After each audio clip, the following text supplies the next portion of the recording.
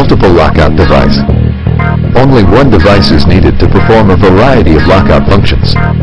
Lockout single or multiple disconnects. Lock a gate valve. Immobilize large or cumbersome devices. To install a multiple lockout device on a disconnect switch, verify that the disconnect is de-energized.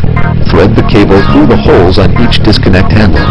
Insert the end of the cable through the loophole and hold it tight near the lockout point. Thread the end of the cable through the pre-notched opening of the lockout device. Cinch up the plastic lockout body onto the cable, forming a secure bond.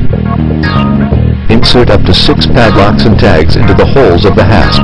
Verify that the lockout device secures the disconnect in an off position. To install a multiple lockout device on a gate valve, verify that the valve is de-energized. Thread the end of the cable through the gate valve handle and then through the loophole of the cable.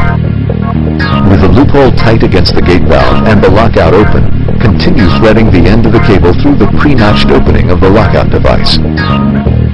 Cinch up the plastic lockout body onto the cable, forming a secure bond. Insert up to 6 padlocks and tags into the holes of the hasp. Verify that the lockout device secures the valve in an